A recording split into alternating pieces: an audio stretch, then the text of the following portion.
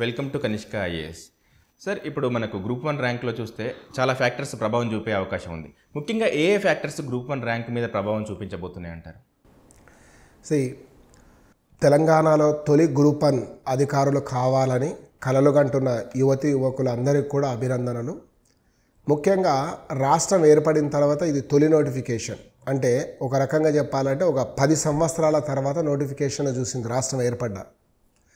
ఈ సందర్భంలో మనం చూస్తే ర్యాంకును డిసైడ్ చేసే ఫ్యాక్టర్స్లో మనకు ప్రధానంగా ఒక 4-5 అంశాలు కనిపిస్తాయి. మొట్టమొదటిది మనకి ఏంటంటే జోన్, రెండవది వచ్చేసి మనకు ఏజ్, మూడవది క్వాలిఫికేషన్, 4 జెండర్, సో తర్వాత 5వది రిజర్వేషన్ అనుకుందాం. ఈ 5ంటిని కనుక మనం గమనిస్తే ముందుగా మనం అనుకున్నట్టు జోన్ చూడొచ్చు. వాస్తవంగా ఎరెస్ట్వైల్ ఆంధ్రప్రదేశ్ ఉన్నప్పుడు దాదాపుగా మెజారిటీ పోస్టులన్నీ కూడా స్టేట్ వైడ్ పోస్టులు ఉండే. నాకు గుర్తున్నంత వరకు ఒకటి అసిస్టెంట్ ఎక్సైజ్ సూపరింటెండెంట్, తర్వాత ఎంపీడీఓ, ఆ తర్వాత వచ్చేసి మనకు ఏటీఓ ఏఏఓ వంటివి మల్టీ జోన్లో కనిపించేది. ఆ మల్టీ జోన్ కూడా అప్పుడు ఎలా ఉండంటే రాయలసీమ ఆంధ్రప్రదేశ్ అంటే ఇప్పుడు కోస్తాంధ్ర కలిపి ఒకటిగాను, ఎక్స్క్లూజివ్ తెలంగాణ అంతా ఒక జోన్గా కనిపించేది. తెలంగాణ ఏర్పడిన తర్వాత ప్రెసిడెన్షియల్ ఆర్డర్ తోటి మనము ఈ స్టేట్ వైడ్ పోస్టులను కూడా మనం మల్టీ జోన్ కిందకి డివైడ్ చేసాం. సరే, దీని వెనుక ఉన్న అంతరార్థం ఎంతున్నా ఏదున్నా మనం తర్వాత విషయంగా మాట్లాడదాం. దీన్ని మనం 2 జోన్లు చేసాం. ఒకటి మల్టీ జోన్ 1, రెండవది మల్టీ జోన్ 2. ఈ మల్టీ జోన్ 1లో సహజంగానే ఒక 40 పోస్టులు తక్కువగా కనిపిస్తున్నాయి ఉన్న 565లో. మన మల్టీ జోన్ 2కు అంటే చార్మినార్ జోన్కి వచ్చే వరకు మీకు ఓ 40 పోస్టులు ఎక్కువ, 300 దాకా కనిపిస్తున్నాయి. వాస్తవంగా ఏ గవర్నమెంట్ రిక్రూట్మెంట్ అయినా కూడా ప్రధానంగా జనాభా నిష్పత్తి ఆధారంగానే అవుతాయి. హైదరాబాద్ లాంటి మహానగరం మల్టీ జోన్ 2లోకి రావడం వల్ల సహజంగా పోస్టులు ఎక్కువ కనిపించాయి. అందులో క్రీమ్ పోస్టులు మీకు క్లియర్గా కనిపిస్తుంది. ఎంపీడీఓ మల్టీ జోన్ 1లో ఎక్కువ ఉన్నాయంటే గ్రామీణ ప్రాంతం ఎక్కువ ఉండడమే, జిల్లా పరిషత్తులు మండల పరిషత్తులు ఎక్కువ ఉండడమే తెలిసిపోతుంది. సో ఈ సందర్భంలో ఒక్కొక్కటి కనుక మనం చూస్తే జోనల్లో ఇది మీకు కనిపించింది కదా క్లియర్గా. అంటే పట్టణీకరణ మల్టీ జోన్ 2లో ఎక్కువ ఉండడం వల్ల ఇది ఒక ఫ్యాక్టర్ అవుతుంది. రెండవది వచ్చే వరకు మనం ఏజ్ అనుకుంటున్నాం. ఏజ్ విషయానికి వచ్చే వరకు క్రీమ్ పోస్ట్ అయిన యూనిఫామ్, పర్టికులర్లీ ఈ డిఎస్పి దాదాపు 100 దాకా మనకి ఏమవుతున్నాయంటే యూనిఫామ్ పోస్టులను కూడా ఏజ్ ఫ్యాక్టర్ తోటి కొంతమందికి ఎలిజిబిలిటీ కోల్పోయే అవకాశం పెరిగింది. తర్వాత ఎడ్యుకేషన్ క్వాలిఫికేషన్ చాలా పీటీ అయింది ఈసారి. కొన్ని పోస్టులు అయినా కూడా కాంపిటేటివ్ యుగంలో కాంపిటేటివ్ ఎగ్జామ్లో ప్రతి మార్కు ప్రతి పోస్టు చాలా ఇంపార్టెంట్ అవుతుంది క్యాండిడేట్కి.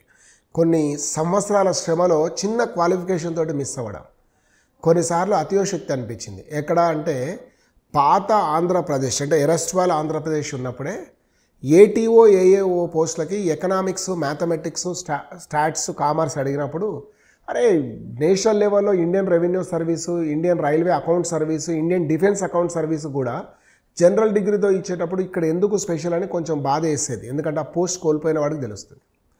ఈసారి అదనంగా వాటికి తోడు మనకు ఆర్టీఏ పోస్టుకు కూడా ఈ కంపల్సరీ మెకానికల్ ఇంజనీర్స్ మాత్రమే ఎలిజిబుల్ అనడం. మెకానికల్ ఇంజనీర్లు ఎంతమంది రాశారు, అందులో ఎంతమంది ప్రిలిమ్స్ అయ్యారు, ఎంతమంది మెయిన్స్లో వాళ్ళ పర్ఫార్మెన్స్ ఆన్ ఫార్ విత్ మిగతా దానికి ఉంది అనేది ఒక ప్రాబ్లం అయింది. ఇది మనకు క్వాలిఫికేషన్లో కనిపిస్తుంది. తర్వాత జెండర్కి వచ్చే వరకు కూడా మహిళకు ఖచ్చితంగా కొంత అడ్వాంటేజ్ అయితే ఉంటుంది. అది వర్టికల్ ఉన్నా హారిజంటల్ ఉన్నా ఏది ఉన్నా. వాస్తవంగా ఈ చేంజ్ అవ్వడం వల్ల కొంచెం హారిజంటల్ రిజర్వేషన్ విధానం రావడంతో కొంత బెనిఫిట్ అయింది అనుకుంటా. లేకపోతే ఫస్ట్ నోటిఫికేషన్ ఇచ్చినప్పుడు చూస్తే అరౌండ్ 50% పోస్టులు ఉమెన్కే రిజర్వేషన్ అనేట్లుగా కనిపించినాయి. సో ఒకసారి అనిపించింది ఇది ప్రత్యేకంగా exclusively this notification designed for the women అనే ఫీల్ కలిగించింది. అది ఒకటి కోల్పోయింది. ఇక రిజర్వేషన్ అనే వరకు జనరల్గా మన నామ్స్ 50% దాటొద్దన్నాం. మనం చూసినప్పుడు చూస్తే కనుక ఒక 4% అదనం అయింది. దాంతోపాటు 10% ఈడబ్ల్యూఎస్ కూడా వచ్చింది. ఈడబ్ల్యూఎస్లో 10% వల్ల కొంతమంది ఈడబ్ల్యూఎస్ వాళ్ళకు ఖచ్చితంగా కొంత బెనిఫిట్ అనేది జరిగే అవకాశం మాత్రం ఖచ్చితంగా మనకు కనిపిస్తుంది. ఎందుకంటే ఈ కాంపిటేటివ్నెస్లో మనం చూస్తూనే ఉన్నాం. సో అయితే యాక్చువల్గా ఏంటంటే నా పర్సనల్ ఒపీనియను, గ్రూప్ 4 కానిస్టేబుల్ దగ్గర బెనిఫిట్ అయినంత ఎక్కువగా ఈడబ్ల్యూఎస్ ఇక్కడ అవ్వకపోవచ్చు.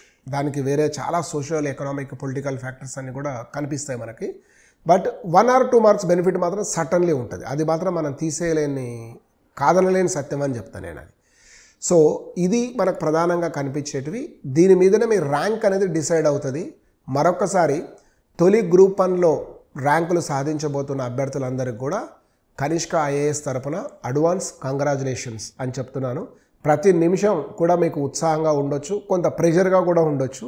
ఎందుకంటే మల్టిపుల్ చాయిస్ ఎగ్జామ్ అన్నప్పుడు మనకి ఏంటంటే రాసిన ఈవినింగ్గా తెలుస్తుంది, కానీ డిస్క్రిప్టివ్లో రిజల్ట్ వస్తే తప్ప తెలియదు మనం ఉన్నామా లేదన్నది. ఇది ఒక పెద్ద పిటి దీనికి. సో అయినా all the best to all, be cool. So మళ్ళీ నోటిఫికేషన్స్ కూడా ఉండొచ్చు. మీ ర్యాంకుని ఇంప్రూవ్ చేసుకునే వాళ్ళు కూడా కొందరు ఉంటారు, ఎందుకంటే మనకు పొరపాటున చిన్న పోస్ట్ వస్తే పైకి ఎదగడానికి కూడా. So anyway, all the best to all. Thank you sir.